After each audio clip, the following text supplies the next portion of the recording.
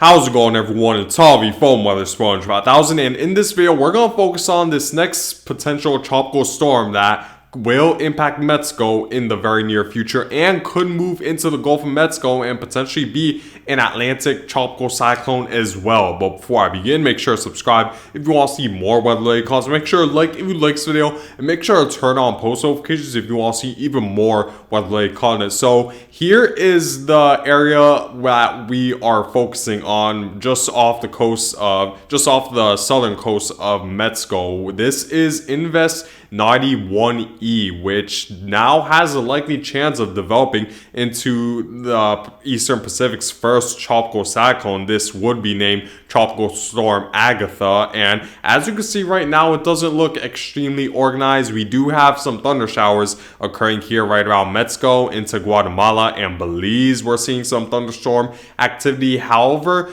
all the thunderstorm there's not really any sort of thunderstorm activity occurring right around center circulation, which is right now in the Eastern Pacific, just south of Mexico. I'd say around 100 miles south of Mexico right now, and you see that there's very little thunderstorm activity occurring right now right around this low pressure system or the center of circulation. So as a result, this doesn't have a chance of developing, a high chance of developing, at least within the very near future, because there's just not enough thunderstorm activity occurring right around center circulation for the air pressure to be low enough for the wind speed to increase, for the rotation to increase, which is required to really be considered a tropical cyclone. You don't only need the thunderstorm activity, you also need the wind and the rotation around the center of circulation to be considered a tropical storm. And we're not seeing strong enough winds just yet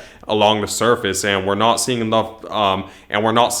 rotation around center circulation just yet. As you can see, in the upper levels of the atmosphere, you see that the clouds are sort of drifting to the northwest. This is as a result of an upper level low that's located just to the north of this low pressure system, and there's a decent amount of wind shear just to the northwest of this storm. However, this low pressure system is right now under an upper level high, which means that wind shear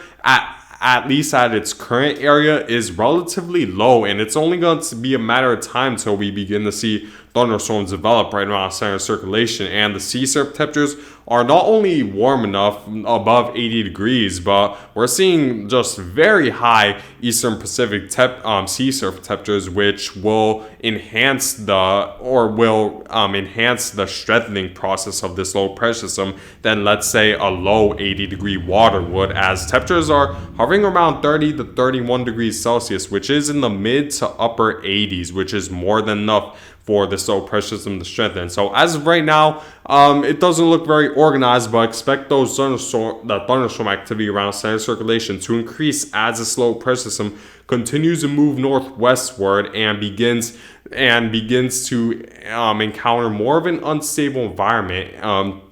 and really absorb that very warm Eastern Pacific sea surface water right now. So we're just gonna need to wait before we can consider this what likely will become Tropical Storm Agatha in the future, and could potentially strengthen into a hurricane, which is a big concern for Mexico. Now, taking a look at the sea surface temperatures right now, you see that where this center circulation is located at, it's pretty much right at the center of the warmest part of the Eastern Pacific. So rapid intensification, well, I wouldn't say rapid intensification, but this storm will develop more rapidly than what you typically expect for just a typical low pressure system that hasn't developed into a tropical depression or storm just yet, thanks to how warm the Eastern Pacific water is. Not even during the peak of the Atlantic hurricane season in September do sea surface temperatures typically get this high in the Atlantic. So seeing sea surface temperatures hover around 31 to even 32 degrees Celsius is quite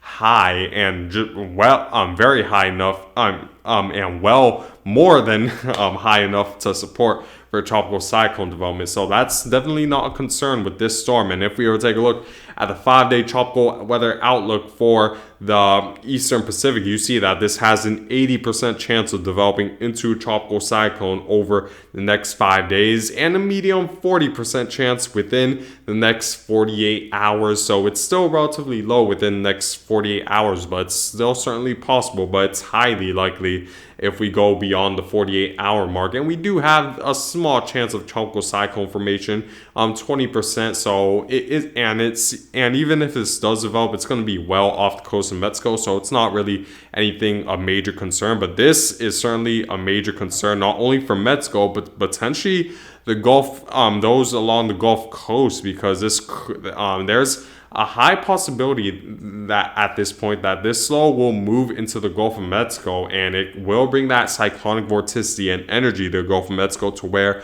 we maybe could see a rebirth of this tropical cyclone in the Atlantic, which would be our first tropical cyclone in the Atlantic, which would be Tropical Storm Alex if it were to develop. But there's still high uncertainty, and I'll try my best to determine the chance that this does develop in the Atlantic and determine how strong this will be before it impacts Mexico, because that's another thing we're going to need to worry about. Now, take a look at the computer models as of right now, as of the 18Z run of the GFS model, May 25th. If I were to continue to move forward, you see that as of right now, the GFS model is pretty much mimicking what we're seeing in the water vapor imagery, where there isn't really an organized area of thunder showers or a very well-defined low pressure system. But that's going to change, as you're going to see, where the thunderstorm clusters begin to converge right around the low pressure system, and that will enhance the convection, that will decrease the atmospheric pressure along the surface. So as a result, that will increase the winds and the rotation for likely what will become Tropical Storm Agatha to form. And the GFS model is taking a little bit of a scary scenario for Mexico, because it does strengthen it quite a bit. We're seeing, you probably can't see, but at this point, the low pressure system is at around 940 millibars, which is extremely scary for the coast of Mexico, because a 940 millibar tropical cyclone is equivalent to category major hurricane or category 3 and above status, which is definitely worrying. However, the good news is that the GFS model does want to weaken it quite a bit before it makes landfall, and I think it's partially due to the fact that we're going to see a decent amount of dry air to the west of this storm, because as a result of a prevailing mid-latitude cyclone moving through the United States, along with a strong northwesterly flow, it's going to bring a lot of that dry air further south, or that dry, cool, and stable air, and that could inhibit its development quite a bit, where it sort of will shear the western side of this low pressure system. We need to see how much dry air there will be, because that definitely will determine how much this strengthens, because dry air, of course, will make the atmosphere a little bit more stable for much convection to occur. So we need to wait and see. But taking a look at the relative humidity in the mid-levels of the atmosphere, between the points of the atmosphere where the air pressure is around 300 to 700 millibars, you see that this storm strengthens quite a bit, dropping down to 947 millibars. But you see, just before it makes landfall in Mexico, it drops down a lot, down to 987. And look at this abundance of dry air just to the northwest of this low pressure system, which I think will definitely hinder it just a bit, to the point where it will weaken before landfall. But we need to wait and see, because look at the forecast hour I'm going towards, 120 hours, and a lot could change, of course, within 5 days. We need to wait and see really how much dry air there will be. It won't take, I'd say, around 2 days from now till we get a more confident forecast on how much dry air there will be on the western side of this storm. And that's not the only concern when it comes to the strength of the storm. We're also going to need to pay close attention to the amount of wind shear, because like I've been showing you guys, if I were to show you guys right now, you see wind shear is relatively light as a result of the existence of this upper level low just in the upper atmosphere. But if we were to continue to move forward, you see that there's this very strong trough in the United States, and we're seeing a strong amount of wind shear pretty much swallow the Gulf of Mexico and the country of Mexico in general. And as this continues to move westward, it's going to encounter more and more of that wind shear, which definitely will inhibit its development as it moves further eastward, and could definitely weaken it before landfall, which is definitely a factor that we're going to need to pay close attention to over the next several days. Hopefully the wind shear moves far enough south to where it could affect the structure of this low pressure system and could disrupt it from really developing, as that's certainly the best case scenario. We do have an upper level low that's located right around the Georgia and Florida area that's bringing strong wind shear, and we have another small trough that's located right around Mexico. We're going to need to wait and see how much wind shear there will be to really determine how much it'll strengthen. And unfortunately, what is inhibiting the confidence with this forecast is the fact that the European model is taking quite a different forecast, because if I were to continue to move forward, and the 18Z run is coming out right as we speak at around the 90-hour mark. You see that the storm is at 998 millibars, but the European model wants to take this storm a little bit further westward, and that definitely could play a role in terms of track, and that could be more of a concern for the United States, because the more westward it moves, the more likely that it'll impact the Gulf states rather than move further out to sea and not really impact much of the Gulf states. Because let me actually show you guys what the GFS model is stating at this point, because it does expect a low pressure system to develop right around the Gulf of Mexico, but you see that it's well far eastward, where a lot of the Gulf Coast is missing out, and even Southeast Florida could miss out. Because if we were to take a look at the 500 millibar height anomaly, you see that what's going to be the primary steering flow of this tropical cyclone will be a small ridge located here. There is a trough dipping southward to the southeast, but isn't strong enough to pull this northward just yet. So this ridge will steer it westward until we're going to see weakness in ridging towards the middle Atlantic, and that should quickly steer that low pressure system further eastward based on what the GFS model is stating, which would definitely be the better case scenario, because I would miss out on the Gulf of Mexico of the United States. But the European model isn't really so lenient on doing that, because if we were to take a look at what the European model is stating at the same time period, it still expects this original ridge to steer this westward, but it's going to steer a lot further westward, because it doesn't, unlike the GFS, it doesn't expect much of any ridging to build in the mid-Atlantic, which means that any sort of weakness in ridging to build right around the mid-Atlantic. So as a result, this ridge is still the main steering flow, which is steering it further westward, and that would be more of a concern for the Gulf of Mexico states, because then the storm will be westward, and the Gulf of Mexico is pretty much right on target to receive a tropical cyclone in this scenario. So I'd say the European model is definitely the worst case scenario, at least for the United States, while for Mexico, the worst case scenario I'd say is the GFS model, because the GFS model is definitely stronger than the European model. If we were to take a look at how strong the European model is taking this storm, you see that while it does develop it into around the 990s, which is still a formidable tropical storm to maybe borderline hurricane, it's not expecting, let's say, a 900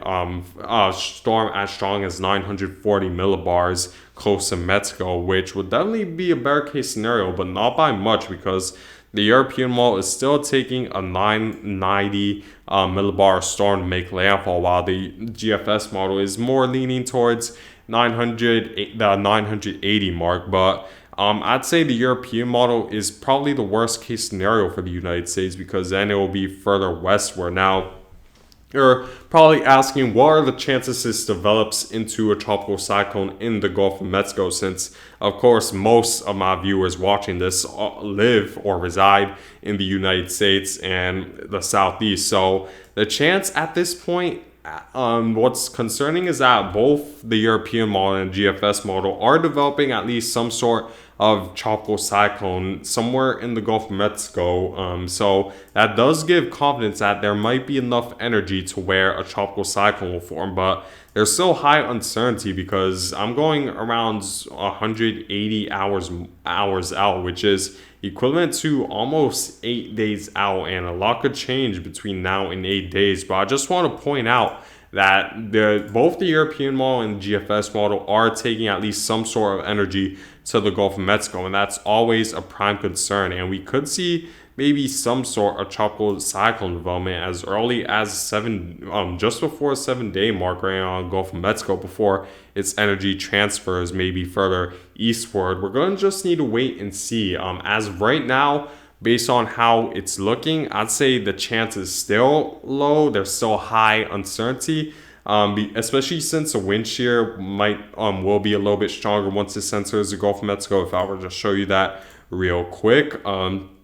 you see that if I were to continue to move forward, wind shear light, but you see that there's going to be a decent amount of wind shear just so west of this storm, as we're still in that period where wind shear is strong throughout the Atlantic, including the Gulf of Mexico. So that should maybe inhibit development just a little bit as this approaches Florida and the Gulf of Mexico. And also, we need to pay attention to dry air. That's another thing we're going to need to pay attention to. So I just want to say, be aware along the Gulf Coast states into later next week. There's still a lot of time for us to narrow down the forecast, but I just want to point out that that there's at least going to be some sort of energy moving into the Gulf of Mexico headed into next week. So we're going to need to pay close attention to that. Taking a look at the ensemble members, you see quite a bit of them want to move this northward, and with a low pressure system moving into the Gulf of Mexico, that's something you always want to pay close attention to, and quite a bit of them do strengthen it, so it could have a decent amount of energy by the time this reaches the Gulf of Mexico. And taking a look at the model intensity guidance of Invest 91L, majority of them are believing that this will at least be hurricane status, and that is concerning not only for Mexico, but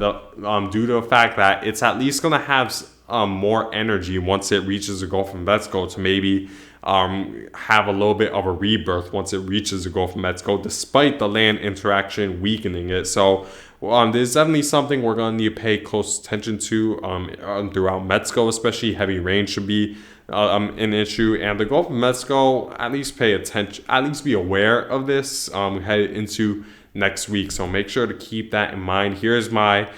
track forecast for the slow pressure system, where I think the slow pressure system could move anywhere as far west as maybe the Veracruz area of Mexico, and as far east as potentially just off the coast of Cancun headed into Cuba, as that's what the GFS model is leaning towards. Still high uncertainty regarding how far west or east this will go. Really all depends on how much of a weakness in ridging there will be in the middle of the Atlantic to really determine how far west or east it'll go. But I'll make sure to keep you guys updated regarding any sort of changes in the forecast. But anyways, guys, I thank you guys for watching. Make sure to subscribe if you want to see more weather-related content. Make sure to like if you like this video, and make sure to turn on post notifications if you want to see even more weather-related content. And I hope you guys all have a great day.